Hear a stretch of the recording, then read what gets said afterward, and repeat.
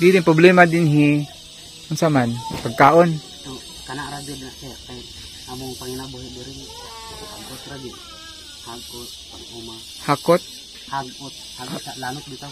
Ah, lanot. Oh. Kana ra gyud. Kanang dili abaka. Abaka. Amo na abaka. Oh, abaka ra gyud.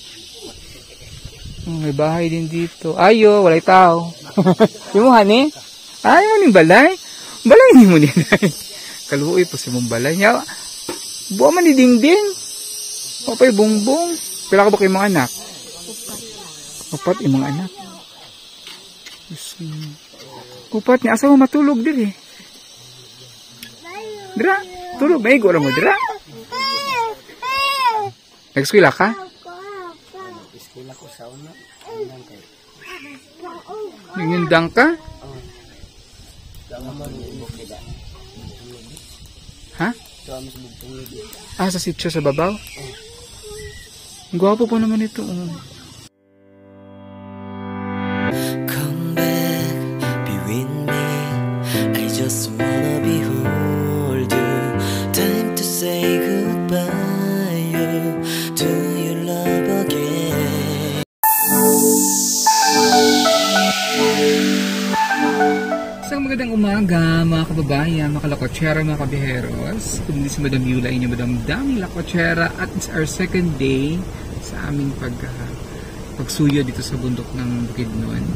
At nakaligo na kami sa sapa. Panarin niyo yung video natin kay Team Peter Paul, kasi yung video namin doon nag-swimming kami sa isang ilog, as in literally ilog na daanan lang talaga ng mga sasakyan. Tapos ayan, na-refresh na kami. Dito kami sa isang sitio kung saan pinasok lang namin. May nakita kami dito mga katutubo. Isang community ng mga katutubo. Dito pinasok.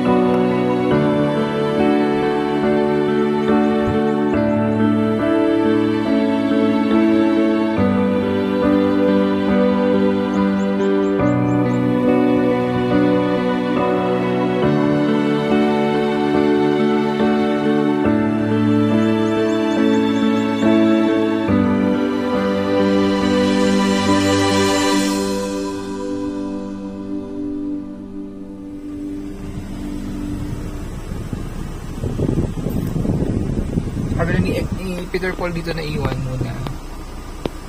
Hello. Kumusta ang paligo sa ilog? Napakasarap sa pakiramdam. Ang sarap, no? Ang lamig. Na-refresh yung beauty natin. Na-refresh kami kasi nga walang tubig dun sa tinulugan namin kagabi dun sa bundok. Sa sitio ng ano ba yan? Balilayan. Barangay Durian. Sitio Balilayan, Barangay Durian. San Fernando, Bukidnon.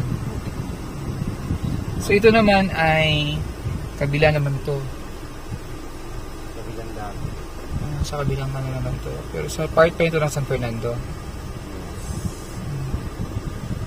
Ayan, so ang sarap ng experience. It's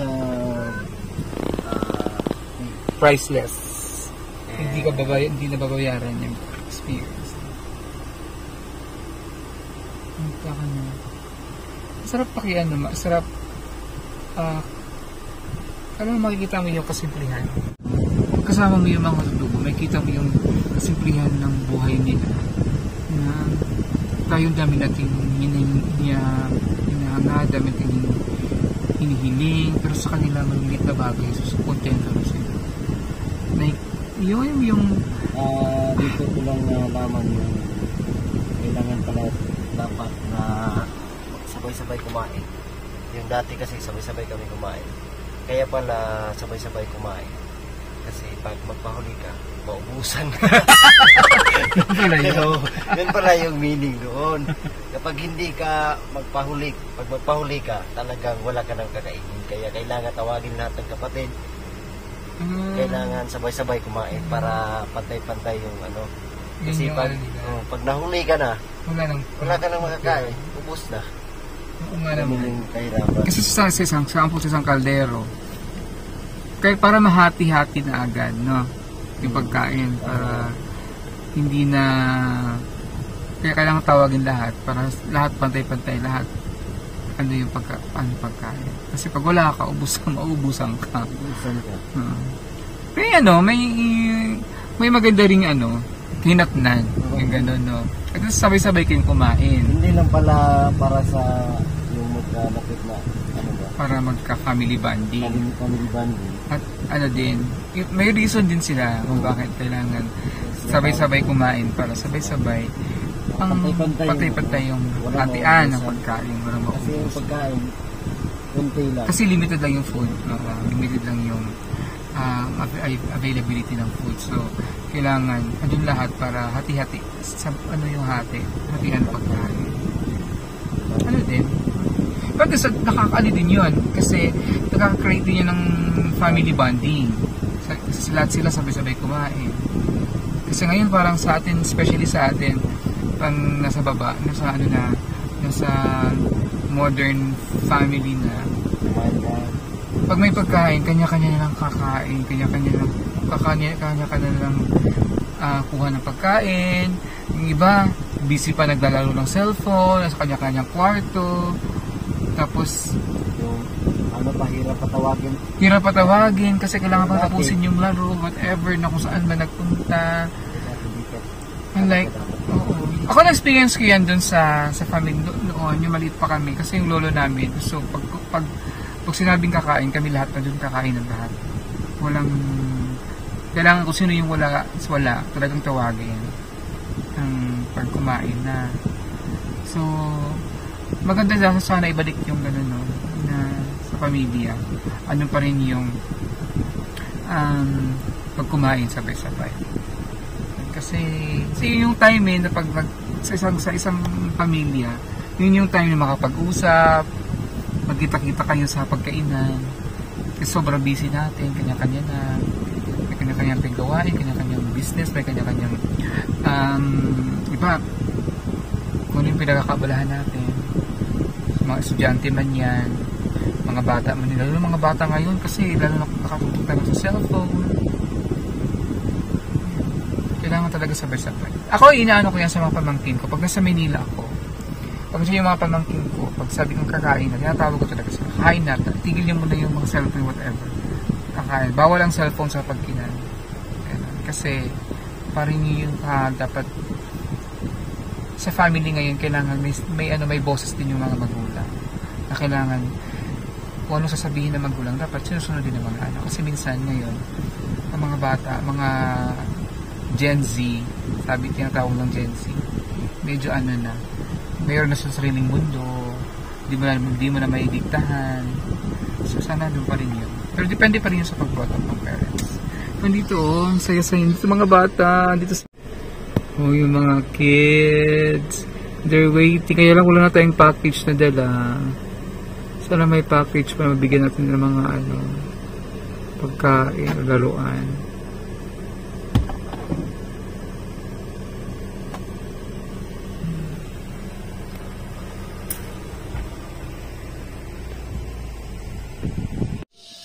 Gamitin nila dito.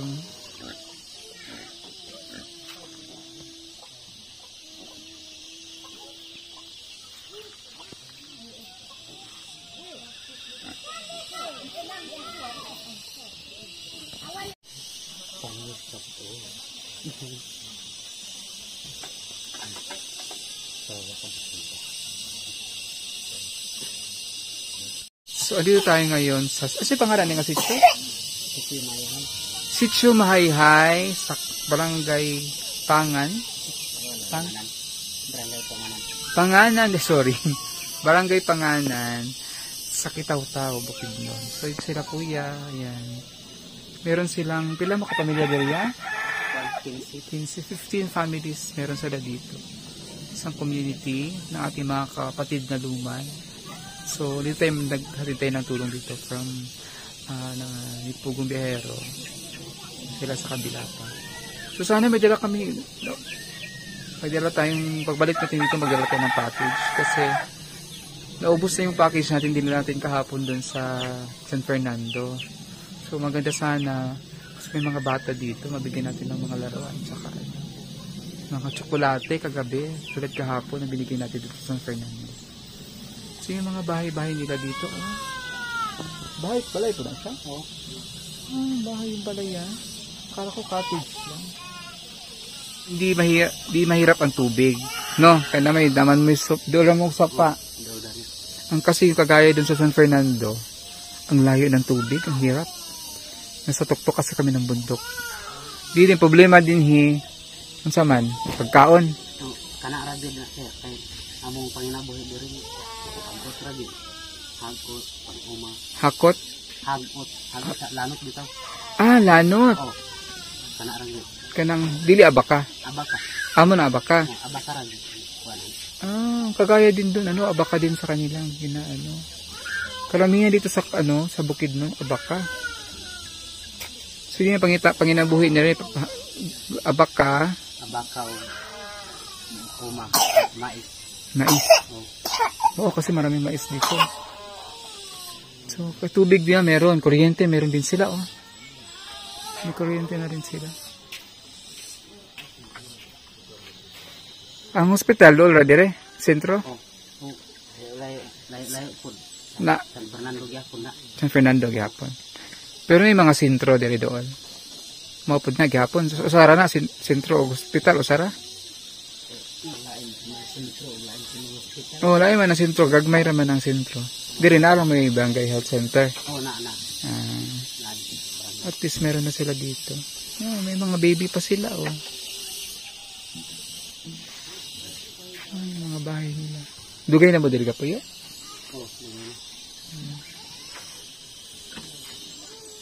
Tumatayin sila ng tulong ni Sir pa. siguro ka 2 years o katuig pa sila diri. Sintro ang mga asawa diri nanay kuan, nanay Dipo, sana nag-control na. Maayo. Maayo kinahanglan jud mag-control kay aron dili managhanda yon ang anak. Kay lisod kayo magbuhig anak. Nya wala pa kay pakaon. Lisod kayo. Kami nyo na po ka. Wala pa, bilitaw. Ikaw, hindi na. Kaya yung mga babe, anak. Kini, bata pa. Nag-eskwela ka? Eskwela ko sa una. Nangindang ka? Ha? Sa sityo sa babaw? Katong ingon nila motor ay makasaka? Di na kaya ang sakyanan? Gwapo po naman ito. Right, piday mo edad? 17? Sayang, piwas ta kag-eskwela.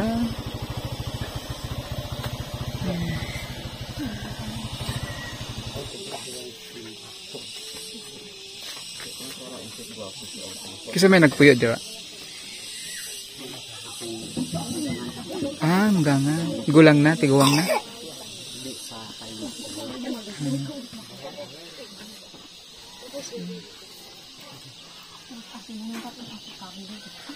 Ilang balay diri, oh. Kisa maning balay? Yeah. Maning mo balay? Kaya ang uso dito kasi, tabla. Ang dingding. Ay, bahay niya. Trapal. Mainit man ang trapal. Mas maining kahoy. Kay malamig. Bugnaw. So, ito, bahay niya ito. May bahay din dito. Ayo, walay tao. Yung mo, hani? Ayaw ning balay. Balay ni mo din. Kaluoy po si mong balay niya. Buwa man ni dingding. O pa'y bongbong. Grabe, di-flight, di among kahintan diri. Ah, mag-asawa mo? Dili, ako ni magulang. Ah, magulang. Ah, ikaw, asay mo ba na? Ah, kadto. Pila ka ba kayo mga anak? Upat imong anak. Upat niya, asa mo matulog diri? Dira, tulog. May igo lang mo, dira. Igo. Ah, nag-eskwela. Mayo, kaya pa eskwela nimo. Igo lang mo din upat. Pura kay sa intaman na wa gyud pinay mo. Lagi, lisod kayo. Sige ra kay mo, mali ka sa Sir Paul, matabangan tong ano. Kini pud kini. Kuan kugon ba diya ang kunan. Ako rin yung kugon kay kuan man yun.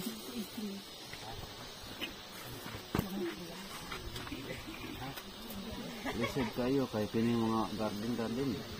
Sa may panginabuhi mo diri ya? Mais pod. Kaning mga garden. Mais o garden. Lisod kayo kay Asa mo mga mais? Bas babaw. Sa bukid sila gamais. Karon wala mo gauma. Ay may mais pala dito. Oh. Mais man pala yun. di makita mo na isan do. Ikaw dapat maskwila ka. Sayang. Saan nata ka nga grade? Grade 5 na ang kasaon. Dapat mag-eskwela ka, sayang. Ako man, libre naman ang eskwela. Elementary. Asa man eskwela, Andre, layo? Isa ka oras. Baklay. Sa oras. Saga lang. Saan ito maka-eskwela? Kaya kahuman kag elementary, pwede na kamatos Davao. Ang trabaho. Kaya mas maayog na high school. Kahuman siya ka high school. Kaya high school, pwede na marabahog ka ng mga manisas sa gobyerno.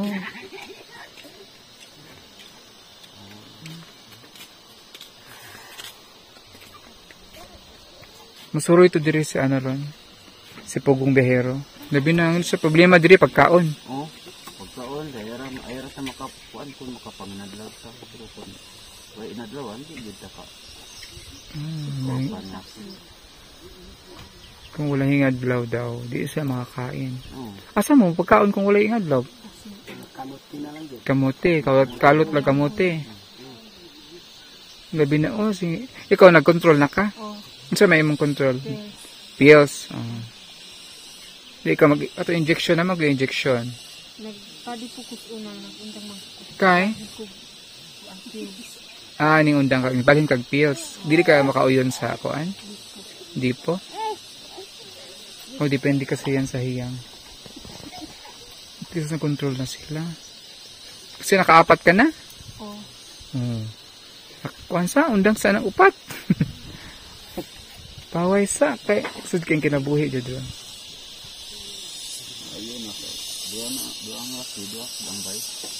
Takto na duha ka laki, duha ka bahay. Sana ni lisod kayo pang nabi ron. Lagi. Ayan na si Sir Paul.